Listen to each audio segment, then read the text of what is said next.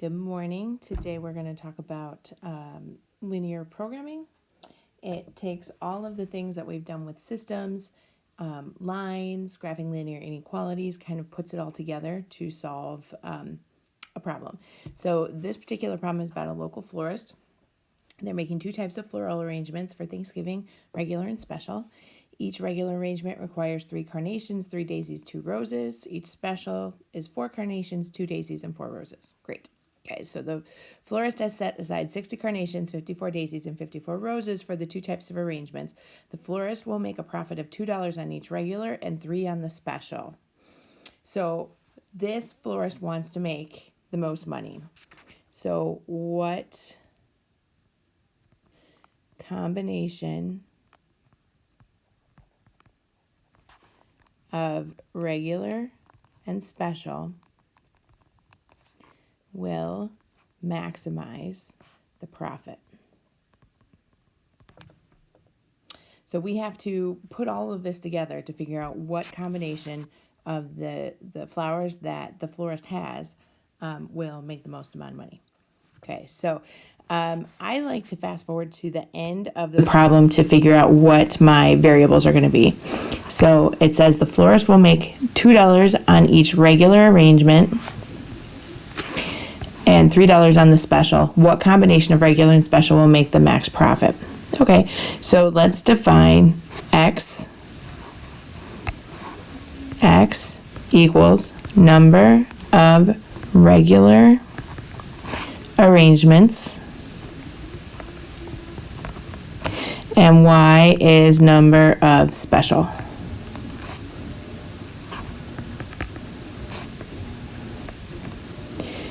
You probably will abbreviate. Okay. Then we're going to write our objective function. That's what's going to, the objective function is what is going to maximize or minimize.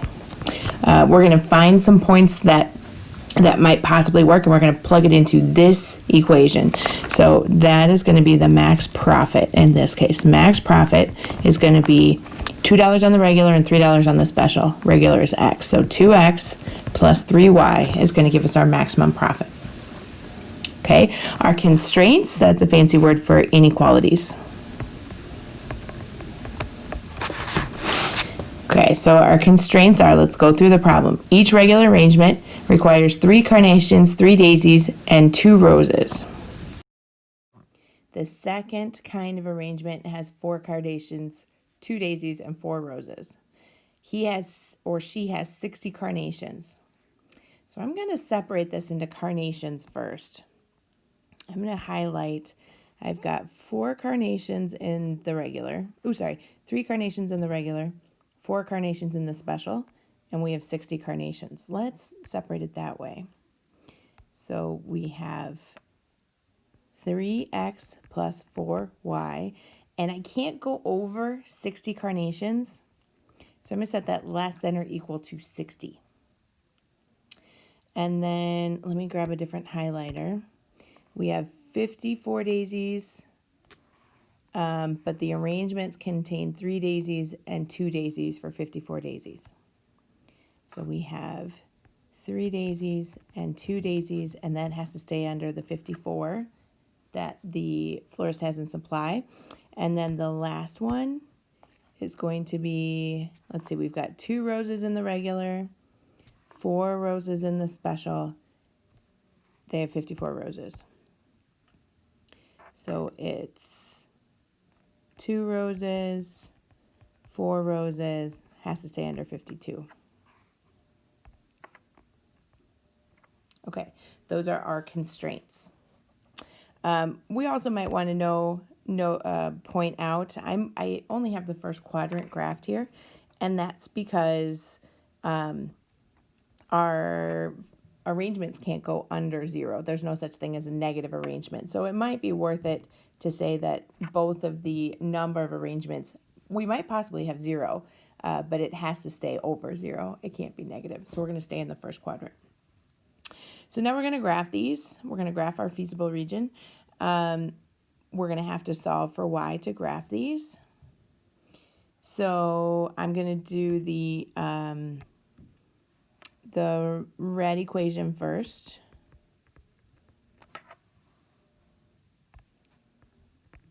So I'm going to subtract negative 3x and divide by 4. So I'm going to go ahead and graph that in red. I'm going to mark off some units on my y-axis. 1, 2, 3, 4, 5, 10, 15, 20. I have one that's going to go past 20, but that's okay. So start at 15, and I'm going to go down 3 over 4, and I'm going to carry that all the way through my graph so that I have nice clean intersections. It's a solid line. Less than or equal to is a solid line, and it says y is less than, so all the y values will be below this y-axis. So I can't adjust my highlighter width, so I'm going to do the best I can to show a clean. You'll do this on Notability, so you'll be able to do this nice and neat.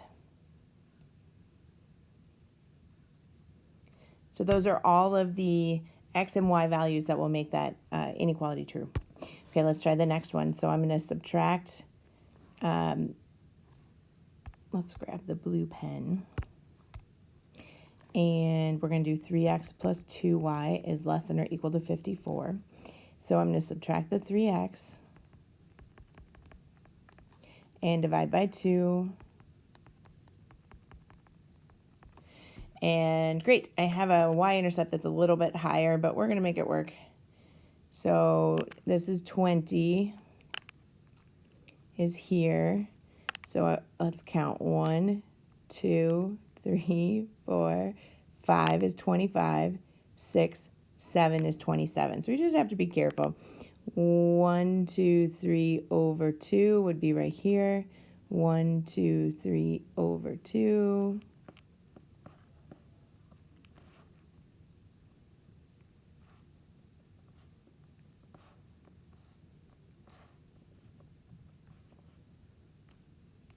We should have with these problems some intersections, and there's my first one. Again, this is y is less than. So I'm going to find my solutions below that x, or below that line, and I'm going to go ahead and shade those in blue.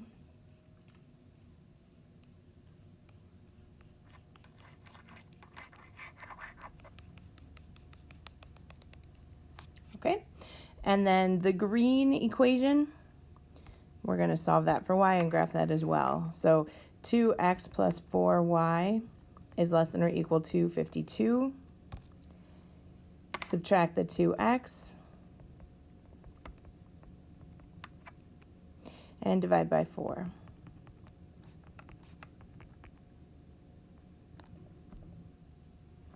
That one will fit. So we're going to start at 13. It's kind of hard to see now, isn't it? There's 13. We're going to go down 1 over 2.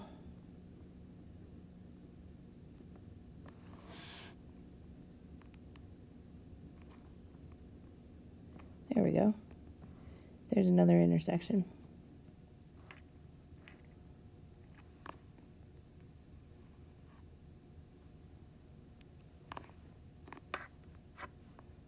Again, it's less than, so we're shading below. Notability, the shading is much better than this app, but I am done with my shading. And again, if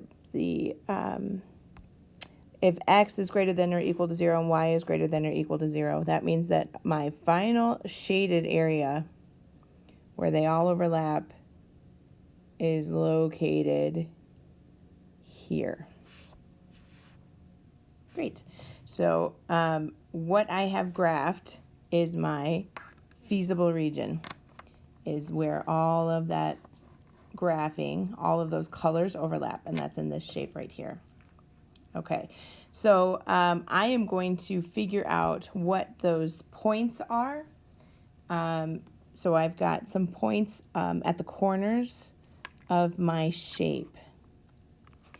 These are the points that are going to, the points that are intersections of the lines. these are the points that are either going to maximize or minimize my objective function. So we're going to call them the corner points. And let's write out what these corner points are. So this corner point is 0, 0. Typically not used to maximize or minimize the problem, but it is a corner point. This corner point up here is at 0, 13. This corner point here is at, I counted it out earlier, 8, 9. This corner point here is at 16, 3, and this is at 18, 0.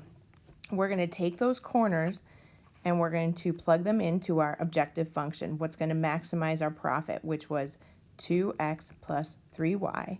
And we're going to see which one of these corners gives us the most cash. So I'm going to skip the 0, 0. I'm going to start with 0, 13, 8, 9, 16, 3, and 18, 0, and see which one of those 4 points gives us the most amount of money. So I went through and added in my corner points into my objective function, and I found that the way to make the most amount with the with what's given is this 8, 9. Gives us a $43. That's the maximized profit. So I'm going to go ahead and answer the question. The florist should make 8 regular, because X was regular, arrangements. Sorry, my lamp is shaking. 9 special for a max profit of $43. Okay, that's it. That's linear programming. To receive credit for a linear programming problem, oh, my writing got a little big, you have to do all of the requirements, which is define the variables, write your objective function, define and graph your constraints to find your feasible region, find your corner points, plug them into the objective function, and then lastly, make a final statement.